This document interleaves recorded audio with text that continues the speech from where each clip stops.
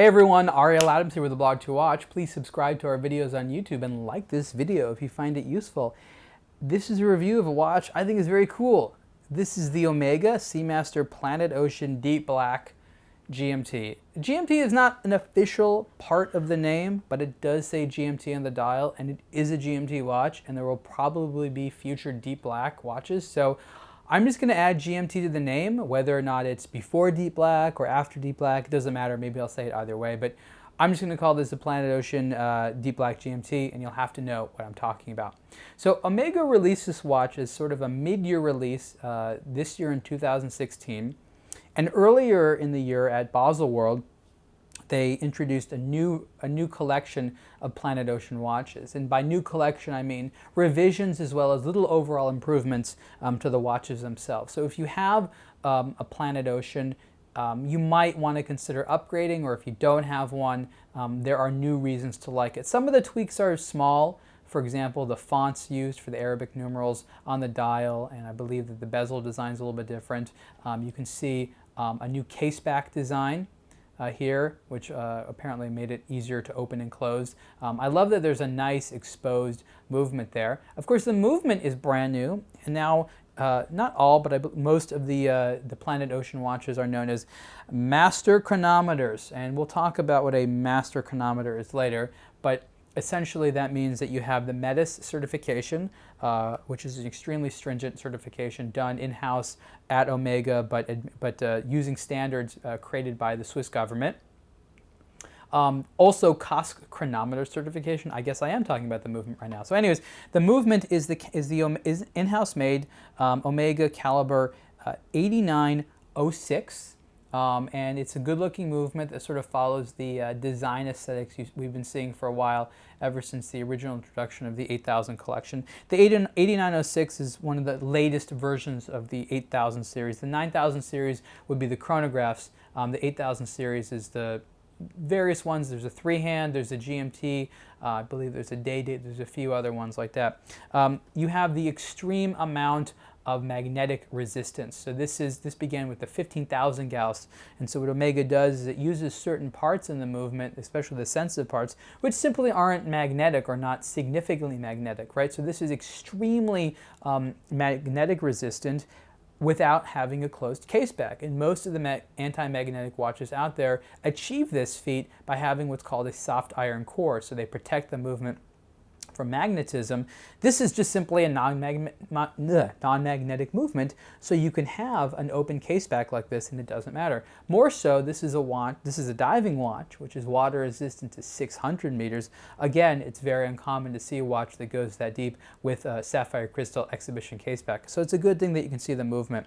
The movement is a GMT, and so what's interesting about this is not the first Planet Ocean GMT, and I talk about this more in the review. A couple years ago, we did a review of the first generation of the Planet Ocean GMTs, which came in a smaller case. It was a new case at the time. It was a 43 millimeter wide case. This now uses the larger 45.5 millimeter wide Planet Ocean case.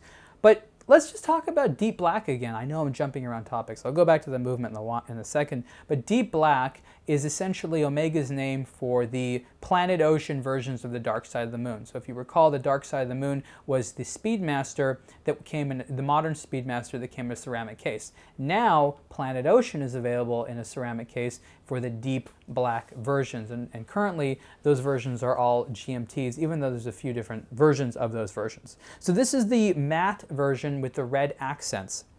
And by matte, I mean the case is fully matte finished. The dial is matte. And that's a little bit different because other versions, for example, have the more glossy dial that we've seen on Planet Ocean watches for quite some time. Of course, you have a ceramic bezel, not just a ceramic bezel, but a liquid metal bezel, and that has to do with how these numbers are applied. So these aren't painted.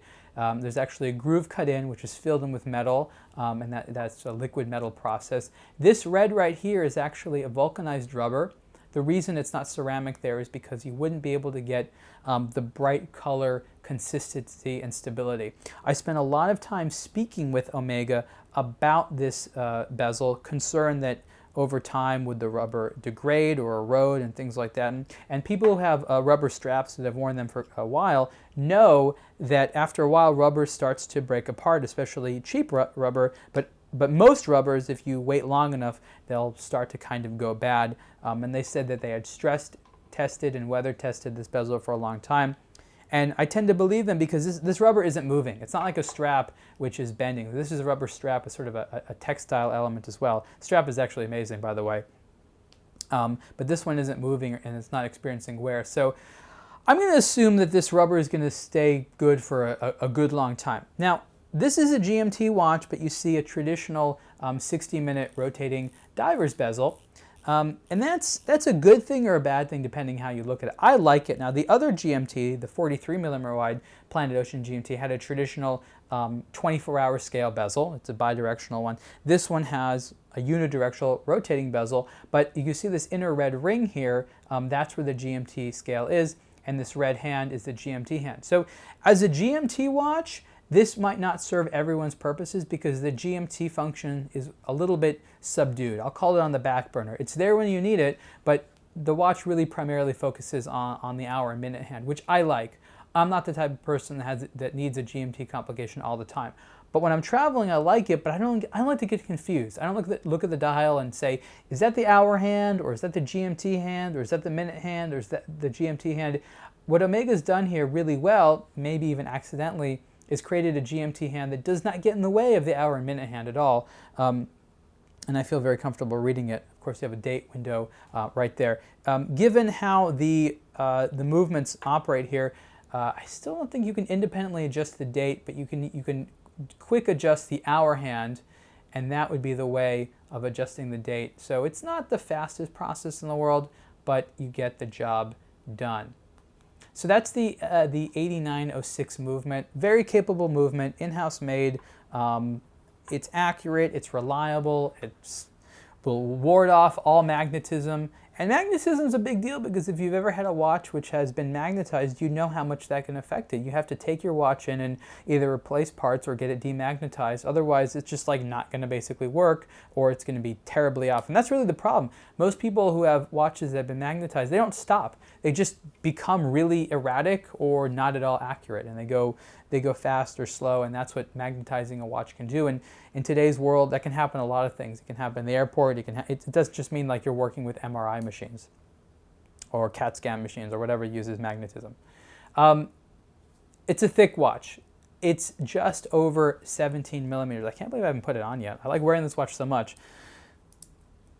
So it's just over 17 millimeters thick. That's big, and some people have complained that it's too big. For me, I think it's fine. The Planet Ocean collection has always been very comfortable because it has these very short, stubby lugs. So even at over 45 millimeters wide, on my relatively small wrist, it wears well. And again, because that strap is so comfortable, it doesn't slide around at all, so that you have a nice snug fit. So I think the size works well.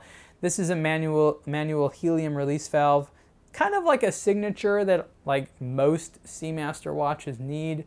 No one's ever really going to use it, but it's cool. The hands and hour markers are in white gold, plenty of lume. Just a lot of nice features on this watch. In the review article, I talk a lot about how this is expensive for an Omega, but I think it's so well done and so cool that Omega is getting into other territory in the sense that this is like, you know, a budget Audemars Piguet diver, for example, or a budget Blancpain, or something else which is a high-end yet serious-looking sports watch. This has a great look and feel to it. I think this is really modern Omega at its prime. The ceramic case looks cool. It's well finished. I love the sort of richly domed sapphire crystal there that doesn't have distortion or blur. Omega really did as nice of a job as I think they could do with the parts, with the construction, with the materials. It's of course not perfect, but no watch is. But I think overall they did a very nice job with the watch. And again, this version with the red accents is also available with blue accents. There's an all-black version. Well, it's not all black in that sense, but it's monochromatic with with white hands and things like that. That has the glossy dial, and then there's a two-tone that has some polish to it and some Sedna gold. That's their rose gold on the bezel and the crowns. Those are a little flashier, but you know what? I think honestly, I was concerned at first about these matte versions. I didn't think they would look that great because the marketing photos from Omega honestly don't show them in a flattering light at all. But in person, you have legibility, you have quality, you have style. It's like it's a tool watch with just enough sex appeal, and I think that's what Omega does really well.